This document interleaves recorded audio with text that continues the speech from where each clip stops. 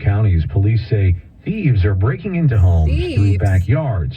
Here, the criminals park several blocks away from their target, walk through brush, other wooded areas, and then sneak through the backyards, disable security cameras as they go. Happy Friday. Welcome to my vlog. I guess so. Anyway,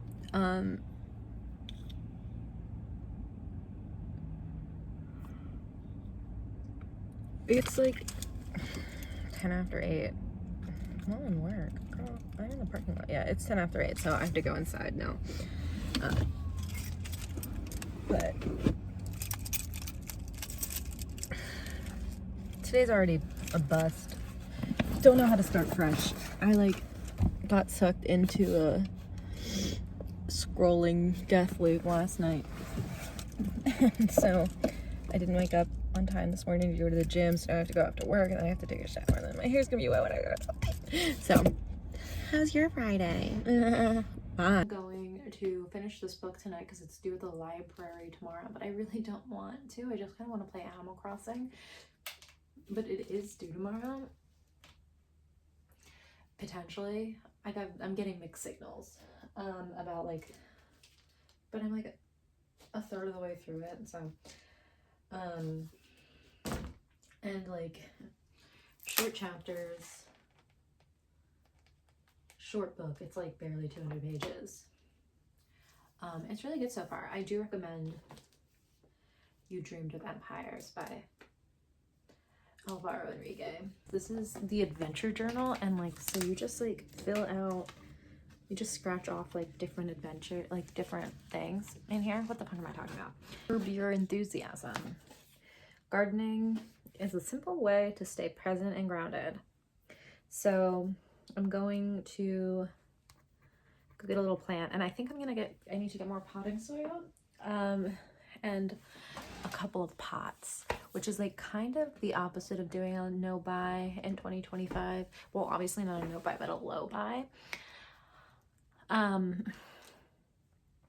Because I've already not done that, actually. What the fuck did I buy? Oh, I bought vitamins. Hello, happy Saturday. So it's it's only 9:30. I thought it was 10 o'clock for some reason. So I'm going to the gym, and then I'm gonna go fill my tires, and then I'm gonna go out to North Wales. You don't know where North Wales is. I'm gonna go out to where the movie theater is, and I think I'm gonna go and sit at the Starbucks and try to finish this fucking book, because it may or may not be due today. And then I'm gonna go see the Bob Dylan movie, and then I'm gonna go to Trader Joe's or Home Depot. I'm thinking Home Depot. Okay, I just got out of the movie. I did go see it for Timothy Chalamet, but I do love Bob Dylan, and I'll talk about Timothy first. He is such a physical actor, and everybody was so good, but he did such a good job.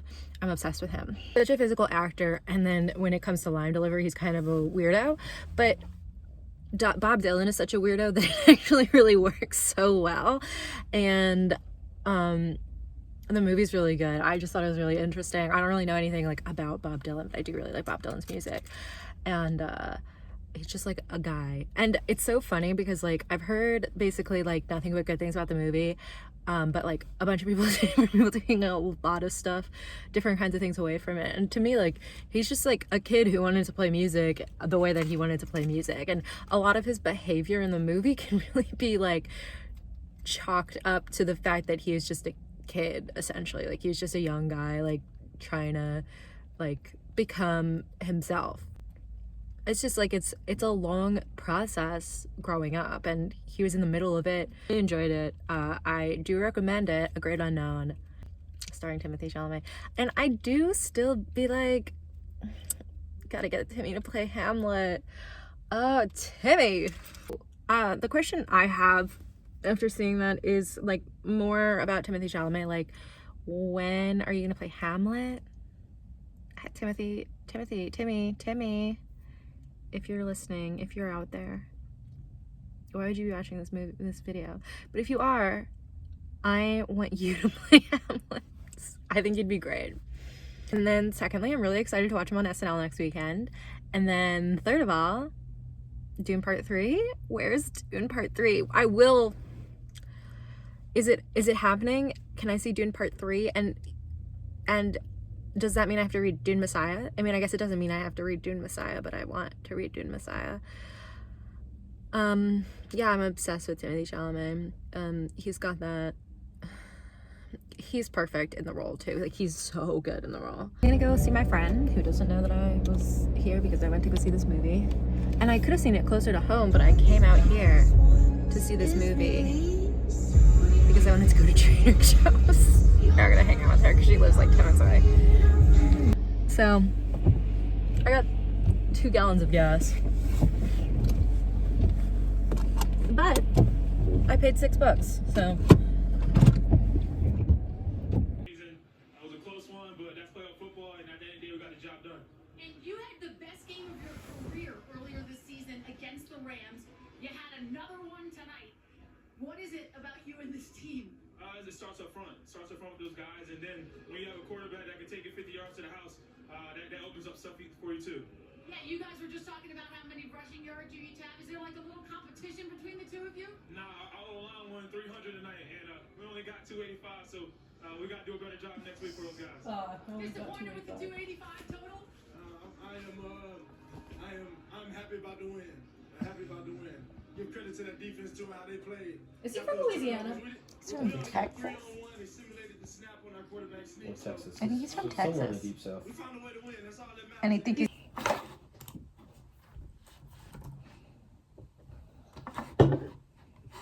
That's not really what I do.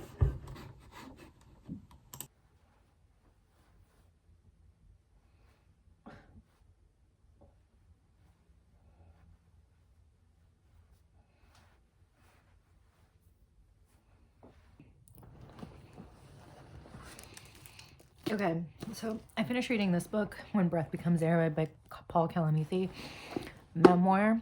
He was in the last month of his residency program to become a neurosurgeon, and then he was diagnosed with terminal lung cancer. Right before he died, he started writing this book. We read it for my book club at work, my work book club, and really good meeting. It's my book club, by the way.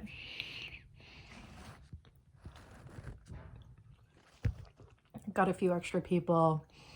It's still 10, 21-year-olds who don't want to say anything. That's fine. We had a really good discussion about it. For me, this is a deeply, not just Catholic book.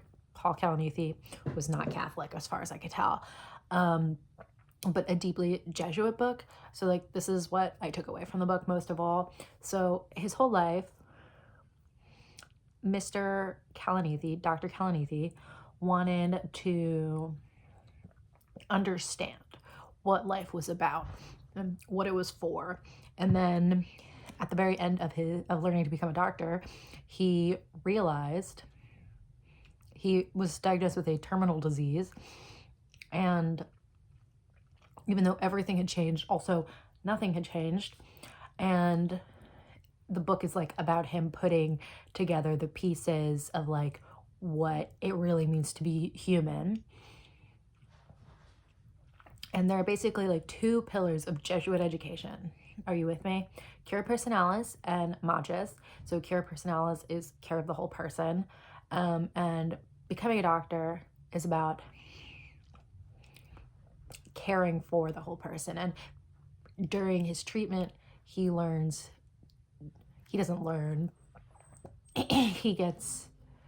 this new perspective on what it means to be a doctor and a patient. But also during his education, there is special emphasis on cura personalis. They don't use those words. And he was an English major, and then he studied medicine. But then as he was dying, just the science doesn't work for him at the way that it was when he was learning to prolong life. And prolonging life isn't the only good. It's quality of life over quantity of life, health span, you know what I mean. And then, so that's all cura personalis. And then this other pillar, magis, which is the Latin word for greater, but it's the Jesuit motto of striving for everything for the greater glory of God. And it really is like exemplified in this striving, this yearning. Like in my education, we were always talking about the real meaning of life is striving, not like yearning for something else, but striving to do better, for living for the greater glory of God. Always like doing it better than you did it yesterday. Always not just trying your best, but like trying harder. And that like part of the human condition, because we're on earth and not in heaven, because we're separated from God, is always striving towards God. And so like for Plato, he didn't have the Christian conception of God, but like in his forms for Aristotle and for Plato, because they don't have the Christian conception of God, what they have is the closest thing to it. And then even in the like atheist, like European continental scholar, philosophers, Nietzsche, Hegel, Nietzsche, in that order, right? Even Heidegger, although differently, and I don't remember Heidegger nearly well enough to like explain it. Like there's, and Heidegger's not an atheist. And then some of the 20th century philosophers, like they still all have this element to it, which is like the striving, like the motion. And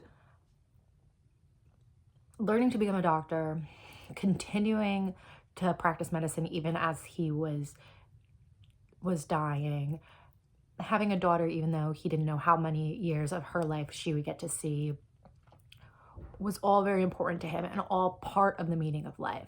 And that's that magis pillar. And I was like, I'm sure that many of my peers who went through my Jesuit liberal arts program with me, who are now in medical school and in their residency,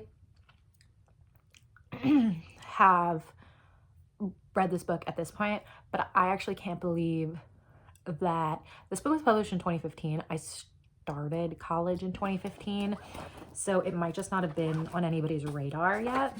I kind of am surprised that it was not in our like curriculum, even for a recently published book, because I guess I graduated in this book is 10 years old, but I've been graduated from college for 5 years. So, but I think that if you're a medical student or you're attending a Jesuit college, this is basically required reading. So if I was designing a first-year seminar for a pre-med student at a Jesuit college, I would assign this book, When Breath Becomes Air by Paul Kalanithi. So our next book club book is Catch-22. I have read Catch-22 before, but I was 17. Perfect. So that is what I need to read next. But I do have I have a bunch of library books. I have Oswald by Mona Awad, which is the book that I'm reading, the first book I'm reading for my Perspectives on Illness in Literature class that I designed for myself. Not a crazy thing to do, just a regular thing to do, just a normal thing to do, a regular thing to do. I was at this book club meeting, and then one of the girls in the book club, she's my age-ish, she's probably 29, I'm 28, was in a similar program at a different school that has their curriculum online, and she shared it with me because she was like, you might be interested in doing the seminar yourself, even though you can't go to college again. I said, girl, did you read my mind? Anyway, do you follow me on Instagram? I've got a couple library books, but I'm like 20 pages into The Familiar. I've only read one other Leigh Bardugo book. I read Ninth House, which I love. Ninth House, and I do have to reread it before I read Hellbent, because I was reading reviews of Hellbent and people were like, there's no ground that's retread in Hellbent. So like, I was like, oh my God. So like, it is a sequel. It's not something you can just like pick up.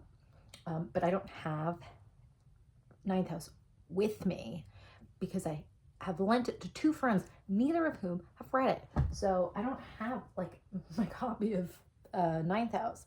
Sorry for not showing you my life. It's not really that exciting, so you didn't really miss anything. But basically, I have read 6 books so far this year and in January. And I saw the Bob Dylan movie, etc. and so forth. So I would say all good things. Okay, cool. And thanks so much for watching this video, I guess. And I'll see you next time. Well, you'll still see me, I guess.